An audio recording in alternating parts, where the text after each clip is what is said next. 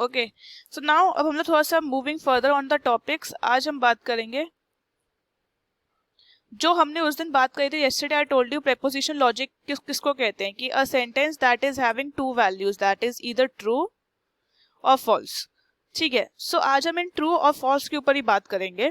ठीक है, तो अगर हम सिंपली कहें कि हमारे पास कुछ टर्मिनोलॉजीज आती हैं फिर प्रेपोजिशन लॉजिक में, तो पहला आता है व्हाट इज सिंपल प्रेपोजिशन. तो simple preposition is what? Simple preposition is one that does not contain any other preposition as the part. जैसे अगर मैंने लेट्स से कहा कि P is equals to dog is of brown colour, तो अब देखो इसमें एक ही चीज है कि डॉग ब्राउन कलर का है. There is only one condition. अब अगर डॉग ब्राउन कलर का होगा तो ट्रू हो जाएगा, अगर ब्राउन का नहीं होगा तो फॉल्स हो जाएगा. इसमें और कोई एक्स्ट्रा हमने डिटेल्स नहीं दी है. There is only one detail, तो इसको हम कहते हैं सिंपल प्रेपोजिशन. फिर आता है एक कंपाउंड प्रेपोजिशन. सो कंपाउंड प्रेपोजिशन सेज, मैं अगर यहाँ पे एक और डाल दूं, dog is of brown colour and it is tamed. Tamed का मतलब होता है कि जो हम लोग घर पे जो पेट डॉग्स होते हैं उन्हें हम टेम्ड भी कहते हैं, मतलब जो घर पे ट्रेंड होते हैं घर पे रहने के लिए. तो अब क्या हो गया, हमारे पास दो कंडीशंस हो गई कि अब डॉग ब्राउन कलर का भी होगा, दूसरा अब ये भी पता हमें करना पड़ेगा कि वो क्या टेम्ड है कि नहीं है. तो जहाँ पे दो कंडीशंस या दो कैरेक्टरिस्टिक्स या दो फीचर्स हमें कुछ पता चल रहे हो, so that is known as a compound preposition. तो फिर हम लोग क्या करते हैं, उसको दो पार्ट में डिवाइड कर लेते हैं. फिर हम लोग कह देंगे let P is equals to dog is of brown colour and Q is equals to it is tamed. तो अब हमारे पास दो कंडीशंस हो गई P एंड Q. अब हम उनके ऊपर 0 1 0 1 लगा के उनको हम सॉल्व करेंगे. इतना क्लियर हो गया? ओके, तो अब इनको सॉल्व करने के क्या तरीके होंगे? हमारे पास ऑपरेटर्स होंगे. What will be those operators? We have 3 operators, and, not and this is or. तो ये 3 ऑपरेटर्स मैं आपको ऑलरेडी कल बता चुकी हूँ. क्लियर? तो अब हम इन 3 ऑपरेटर्स से ज्यादा हमारे पास कुछ और ऑपरेटर्स होते हैं स्पेशल, आज हम उन्हें वर्क करेंगे. That is the fourth operator, क्योंकि एंड और नॉट हम लास्ट क्लास में पढ़ चुके हैं. So I will not repeat the class again. So now we will directly come to the conditional operator. Conditional operator को लोग कुछ कहते हैं इफ देन ऑपरेटर, या फिर उसको कहते हैं इम्प्लीकेशन ऑपरेटर. ये और वाला सिंबल नहीं है, ये मैंने खाली दोनों को चेंज अलग करने के लिए लगाया है. ठीक है, and this conditional operator is been represented by simple symbols, या तो दिस सिंबल या फिर एक सिंपल एरो, और you can say this O, this is a U. ठीक है, इस तरीके से ये 3 तरीके हैं वी कैन रिप्रेजेंट दिस. इसमें सिंपली ये होता है कि अगर देखिए इसमें सिंपली क्या होता है कि हमारे पास आर्ग्यूमेंट्स होंगे P and Q. So if P is true then Q is also true. हम लोग इस तरीके से इसमें बात करते हैं. ठीक है, जैसे इस P एंड Q हमें दिया हुआ है 0 0 0 1 1 0 1 1. उससे ज्यादा हमारे पास और कोई तरीका नहीं होता. अगर हम लोग P इम्प्लाइज Q निकालेंगे तो एल्जेब्रिकली हमारा P इम्प्लाइज Q का फॉर्मूला होता है to solve the boolean table P complement Q. So हम लोग यहाँ पे तो लिखेंगे P इम्प्लाइज Q, मतलब P इम्प्लाइज बोलते हैं हम लोग. ठीक है, implies is the word to say this. ठीक है, या P कंडीशनल Q बोल दीजिए. ठीक है, तो इसको हम लोग कैसे करेंगे, P कॉम्प्लीमेंट प्लस Q. तो इनडायरेक्टली अगर करना होगा तो पहले P का कॉम्प्लीमेंट निकालना पड़ेगा. P का कॉम्प्लीमेंट क्या हो जाएगा 1 1 0 0. अब Q से इसे प्लस कर दो, तो 1 प्लस 0 1, 1 प्लस 1 1, 0 प्लस 0 0, 0 प्लस 1 1. तो हम लोग अगर ये अपनी हिडन वर्किंग हटा दें, तो अगर खाली इस वाले टेबल की बात करें P और Q की, तो इसका मतलब हम लोग अगर देखें कि अगर जहां जहां जिधर जिधर हमारा P true when will be, हम इस कंडीशन को क्यों कहेंगे फॉल्स, जहां पे हमारे पास P ट्रू होगा और Q फॉल्स होगा. P ट्रू और Q फॉल्स, बस वहीं पे हमें 0 मिलेगा. पर बाकी सब में जब भी P ट्रू रहेगा और Q भी ट्रू रहेगा तो हमें ट्रू मिलता रहेगा। ओके खाली एक कंडीशन में, क्योंकि इधर कॉम्प्लीमेंट लगा लो, मतलब जब दोनों कंडीशंस हमारी फॉल्स होंगी तभी हमें इधर 0 मिलेगा। ठीक है, कुछ क्लियर हुआ?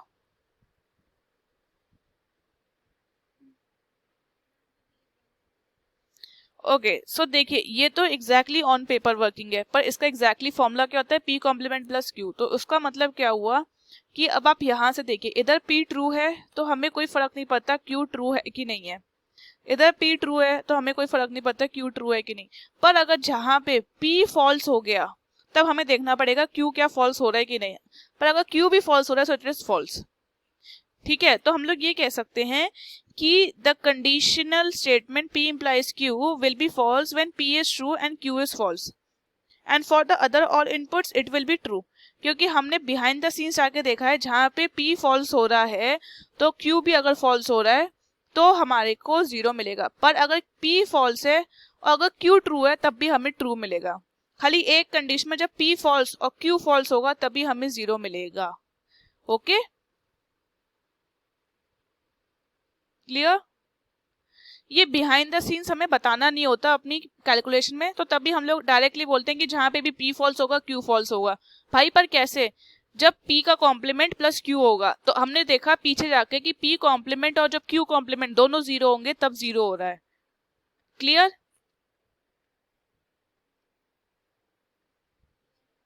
Take the screenshot of this please.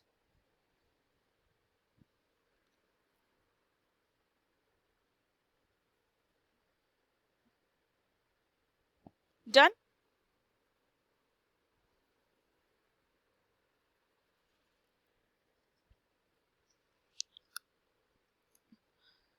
अब आता है, हमने अभी कंडीशनल पढ़ा, अब हम पढ़ेंगे बाई कंडीशनल।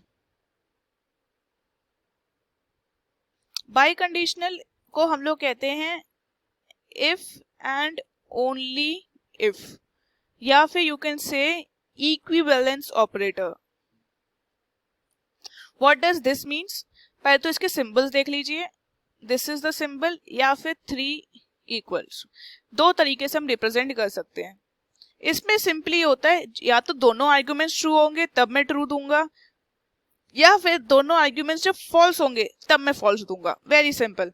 तो इसमें तो हमें पीछे बैकग्राउंड में जाने की जरूरत ही नहीं है। सो हम लोग अगर यहां से ही देख लें तो भी हमारा काम हो जाएगा। जब दोनों फॉल्स होंगे, बाई कंडीशन मतलब दोनों जब सेम होंगे, is this same? Yes, so it will be what? 1। Is both are same? No, so it will be what? 0। Are they same? No. Are they same? Yes, we are done. So this is P equivalence Q। ये तो clear हो गया कि बहुत easy है। ठीक है, तो पर बिहाइंड द सीन्स कैसे वर्क करेगा इसका formula? It is PQ plus P complement Q complement. कभी कभार प्रूफ करने को आ जाता है कि proof the biconditional operator using your algebraic expressions. तो फिर आपको क्या करना पड़ेगा? P Q का होल पहले P और Q का होल सिंपल कॉम्प्लीमेंट, फिर PQ लेके प्लस करके पूरा प्रॉपर दिखाना पड़ेगा इसको ट्रुथ टेबल से। एंड देन आपको सिंपली यहाँ पे भी एक सिंपल P कॉम्प्लीमेंट Q की एक टेबल, एक और रो कॉलम बना के ये देख लीजिएगा कि simply when we go for the biconditional इस तरीके से आएगा, and PQ plus P complement Q complement इस तरीके से हम पूरा सॉल्व करेंगे। Hence LHS is equals to RHS हमारा सेम आ रहा है। So it means they are same, कि मतलब डायरेक्टली भी अगर प्रूफ करें या एल्जेब्रिकली प्रूफ करें, बोथ आर सेम। ठीक है, so you can take the screenshot of this.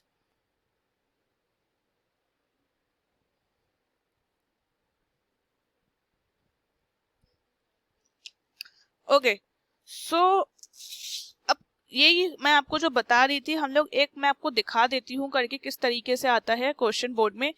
P complement Q equals to P implies Q, Q implies P। ठीक है, सो अब क्या करना है हमें? सिंपली अब पहले देखिए इनके फॉर्मूलेस लिख लीजिए। P Q P complement Q equals to P implies P का क्या होता है? P complement plus Q। ये क्या होता है? Q complement plus P। ये नहीं कि अगर P पहले आएगा तो हमेशा P कॉम्प्लीमेंट ही होगा, जो पहले लेफ्ट हैंड साइड पे रहेगा उसका कॉम्प्लीमेंट होगा, ये याद रखिएगा। ठीक है, तो बच्चे क्या करते हैं, जब Q इम्प्लाइज P भी होता है तो P कॉम्प्लीमेंट Q लिख देते हैं। This is wrong. यहाँ पे Q पहले आ रहा है तो Q will be complemented. Okay, clear? अब बस P Q P complement Q complement, ठीक है, फिर P Q plus P Q complement, एक ही हमारा LHS रहेगा। अब फिर से पी कॉम्प्लीमेंट प्लस, फिर पी कॉम्प्लीमेंट एक निकाल लीजिएगा यहाँ पे, तो पी कॉम्प्लीमेंट प्लस क्यू निकालिए, फिर यहाँ पे आप क्यू कॉम्प्लीमेंट निकाल लीजिएगा इधर टेबल पे, क्यू कॉम्प्लीमेंट प्लस पी निकालिए, और फिर उसके बाद P complement P plus Q, Q complement plus P, इसकी टोटल बनाइए। फिर ये और ये अगर कॉलम दोनों के इंटायर सेम है, then you can prove that LHS is equal to RHS from the table, hence this statement is true. Else if they are not equal then you will prove them false.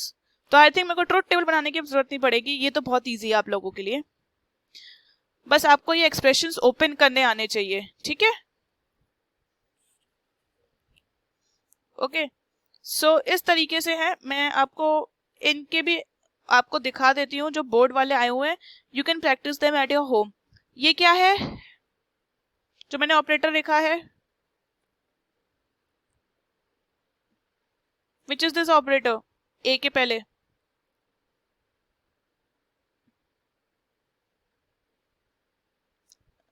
कल मैंने पढ़ाया है ये, हाँ, not operator. और which is this operator, और नहीं, and, ऐसे याद कर लो, एंड ऐसे लिखते हैं ना, तो ये ए है, तो फिर जहाँ पे भी इस तरह से होगा तो this means this is and, क्योंकि ठीक है ऐसे याद हो गया, यहाँ पे ए बन रहा है तो मतलब ये एंड हो जाएगा, क्योंकि और का उल्टा होता है, इन्वर्टेड वी। क्लियर? ओके, सो एक ये and this, you can try these, 10 years के हैं, अच्छे हैं, इनको ट्रुथ टेबल से ही करना है, पर आई रिकमेंड अगर थोड़ा सा आप हल्का सा हार्ड वर्क करें तो ये सब जो हमारे डिस्ट्रीब्यूटिव लॉस हैं उनसे ही प्रूफ हो जाएंगे, क्योंकि यहाँ पे तो आपको बस सिंपली इनके एक्सप्रेशंस ओपन करने हैं, तो it will be P complement plus R, और यहाँ पे क्या हो जाएगा, it will be Q complement plus R, ठीक है? सिंपली यहाँ पे देखो, मैं इसका एक्सप्रेशन इस वाले का लिख के दिखा देती हूँ, पहले आप स्क्रीनशॉट ले लीजिए होमवर्क का अपने, ठीक है? Okay, rejoin. I think 1 minute is left. Please. Rejoin the meeting.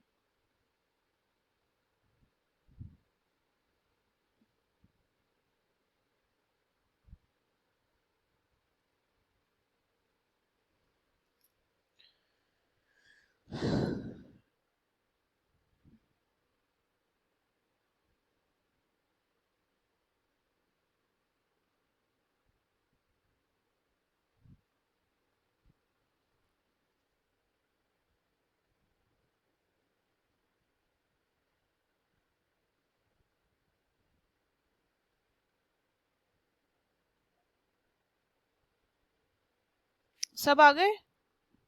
आ गए, ठीक है, तो अब वी कैन स्टार्ट। तो इसका स्क्रीनशॉट तो ले लिया था आप लोगों ने, इसका स्क्रीनशॉट टेकन, ठीक है, तो मैं इसको रब करके खाली इसका समझा देती हूँ कि मतलब हम लोग इसको ट्रुथ टेबल से भी, ट्रुथ टेबल की जगह हम लोग नॉर्मली अपने बुलियन लॉस से कैसे प्रूफ करेंगे।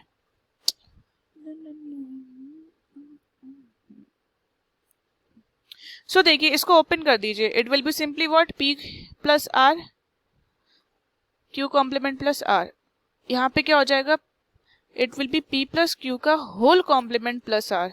Did you get that why I did this? क्योंकि जो इम्प्लाई से पहले पूरा होगा उस सब का कॉम्प्लीमेंट होता है, ठीक है?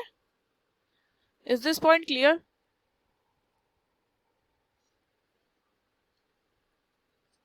अब इसको प्रूफ करके देखते हैं क्या ये LHS इक्वल्स टू RHS आएगा कि नहीं आएगा, ठीक है? सो ओके, सो अब देखिए, इसमें हम लोग कुछ मैथ्स तो लगा नहीं सकते, तो it will be just simple multiplication. नहीं, ये सिंपल मल्टीप्लिकेशन नहीं है। अब जरा ऑब्जर्वेशन से देखना, मेरे को तो 1 मिनट में दिख गया क्योंकि मैंने प्रैक्टिस हो चुकी है अब इस सब की। a plus B C is equals to a plus B, okay, and b plus C, distributive law में मैंने आपको पढ़ाया था। जरा आप देखना, हम ये कब करते हैं, जब इन दोनों में a कॉमन होता है, 1 मिनट, a कॉमन होता है, ठीक है? तो यहाँ पे देखो क्या आपको आर कॉमन दिख रहा है? Is the R common to all of you? तो क्या ये यही फॉर्मूला खुला है ना? तो मैं क्या इसको ऐसे लिख सकती हूँ, R plus P complement plus Q complement, नहीं डॉट आएगा, क्या ये बन सकता है? हाँ जी, क्लियर?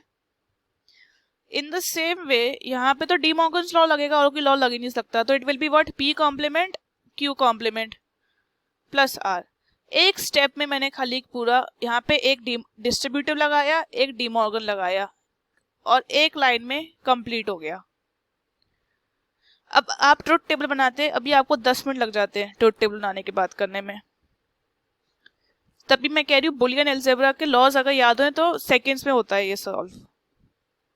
पर अगर मान लो आपका अगर लॉ याद नहीं आ रहा तो आप लोग अगर ओपन भी करते हो तो what will it happen, P complement Q complement plus P complement R, जो हम लोग मैथमेटिक्स नॉर्मल वाली करते हैं, तो it will be that only. ठीक है, यहाँ पे तो डी मॉर्गन लॉ लग के ही ओपन होगा, दिस आई कांट हेल्प। इसको देखो अब, are plus are simply are हो जाएगा। ठीक है, तो इधर तो आर हो गया। अब इधर क्या कर सकते हैं हम लोग, देखिए क्यू क्यू कॉमन है, क्यू को बाहर ले लो, या हम लोग इधर p को अगर हम बाहर, r को बाहर ले सकते हैं। ठीक है, तो let's take r outside, so it will be p complement plus q complement, and here what I will take, it will be plus p complement q complement. नहीं, इधर ओपन करने से नहीं मिलेगा, let's try something else. Okay, so what I should do, इसको क्या किसी को समझ में आ रहा है, क्या आइडिया लग सकता है इस पे?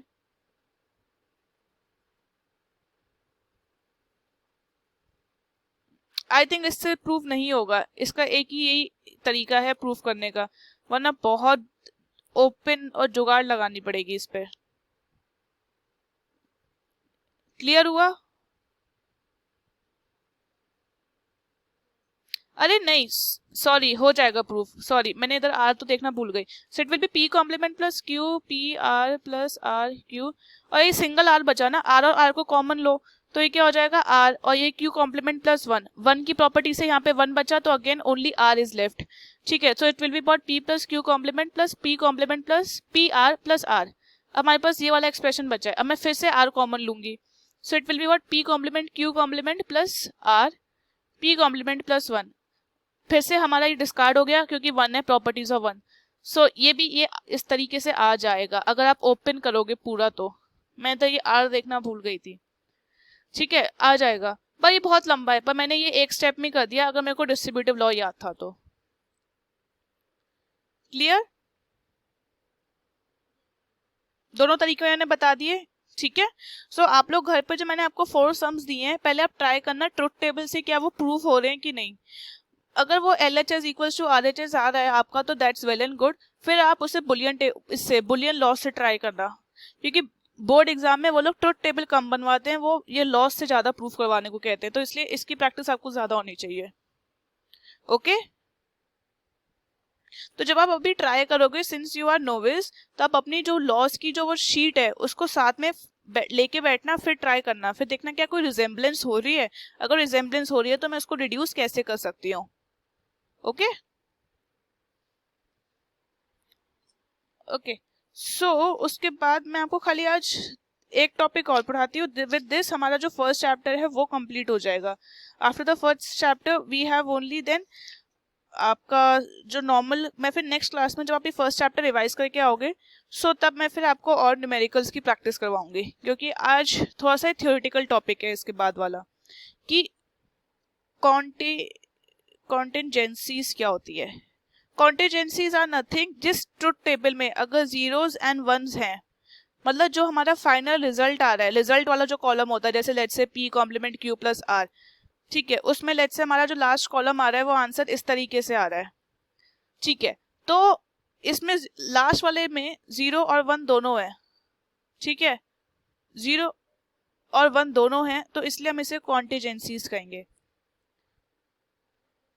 टोटोलॉजीज क्या होता है? टोटोलॉजी में अगर हमारे रिजल्ट वाले कॉलम में ओनली 1 1 1 1 1 1 आ रहा है, so it is known as a tautology. Contradiction में क्या होता है? कॉन्ट्राडिक्शन, अगर हमारी ट्रुथ टेबल में जो लास्ट वाला कॉलम है फाइनल जिसमें आंसर्स हैं, उसमें अगर ओनली जीरोस है, so it is known as a contradiction. ठीक है, फिर आता है कंसिस्टेंट स्टेटमेंट्स।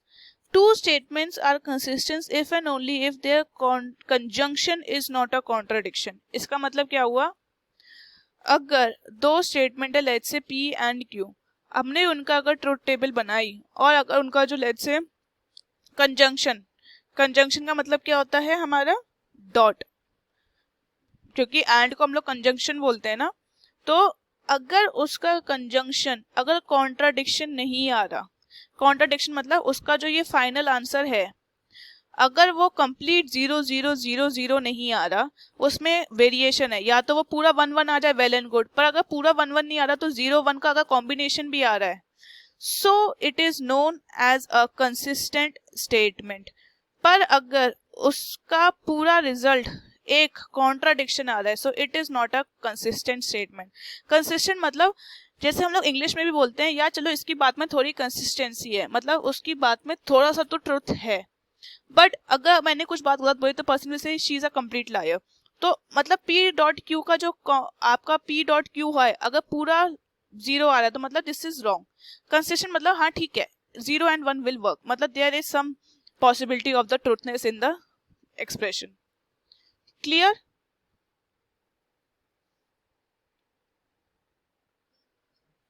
ओके, सो फिर आता है हमारा is converse. What is a converse? Converse में क्या होता है? Let's say if I am given P implies Q, ठीक है, सो इसका कन्वर्स क्या होगा? Q implies P। मतलब अगर मैं लिखूं P को कहें इट इज रेनिंग, Q को लिख दूं स्काई इज नॉट क्लियर। तो अगर मैंने P implies Q लिखा तो इसमें क्या हो जाएगा? Simply it is raining and sky is not clear. ठीक है, अब मैंने कन्वर्स, कन्वर्स क्या होगा? Q implies P। ओके, तो Q implies क्या हो जाएगा? Sky is not clear and it is raining. Okay, just a second. Okay, तो ये एक सिंपल सा बात है, तो आई थिंक आपको कन्वर्स समझ में आ गया होगा कि अगर हम लोग P implies Q कर रहे हैं तो P पहले आएगा, सो it is raining and sky is not clear. But अगर Q implies P करना है so it will B first पहले क्या आएगा? Sky is not clear and it is raining. Okay, इतना क्लियर हुआ? और देखो नॉर्मली लॉजिकली भी ये बात क्लियर है, अगर पहले भी लिखें कि स्काई इज नॉट क्लियर तो ऑफकोर्स की बात है तो बारिश हो रही है। अगर पहले भी अगर हम लिखें कि अगर बारिश हो रही है तो ऑफकोर्स की बात है sky is not clear. Okay, फिर आता है इनवर्स। इनवर्स में अगर लेट्स से हमने लिखा P implies Q, तो हमारा इनवर्स स्टेटमेंट क्या होगी इसकी? It will be P complement Q complement. तो सिमिलरली लेते हैं it is raining and sky is not clear, normal हमारी स्टेटमेंट आई, तो P का कॉम्प्लीमेंट क्या हो जाएगा? It is not raining. Q complement क्या हो जाएगा? Sky is clear. ओके, तो अब क्या हो जाएगा इसका आंसर? P में क्या आएगा? It is not raining and sky is clear. I think एक तो क्लियर हो गया होगा सबको, बस हमें इनका स्टेटमेंट्स का उल्टा करना है and then we will just have to add them up. Clear?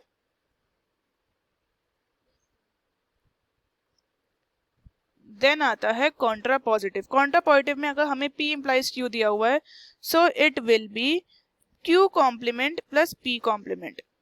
Q implies P complement. अब देखो ऊपर से आते हुए कॉन्ट्रा पॉजिटिव क्या होता है? कन्वर्स और इनवर्स का मिक्सचर। कन्वर्स ने क्या करा? पहले P को और Q को इंटरचेंज करा। इनवर्स ने क्या करा? P और Q को जो इंटरचेंज करने के बाद आया उन पे कॉम्प्लीमेंट लगा दिया। तो अब क्या हो जाएगा? सबसे पहले इनका पहले हम कॉम्प्लीमेंट लिखेंगे, तो देखिए पहले में क्या आएगा? It is not raining sky is, it is raining sky is not clear. इसका क्या हो जाएगा फिर? It sky is clear and it is not raining. ठीक है, क्लियर हुआ? लॉजिकली अभी भी बात क्लियर है। हम लोग जब ऊपर इनवर्स में बात कर रहे थे, it is not raining and sky is clear, अब हमने पहले बोल दिया sky is clear and it is not raining, बात तो वही हुई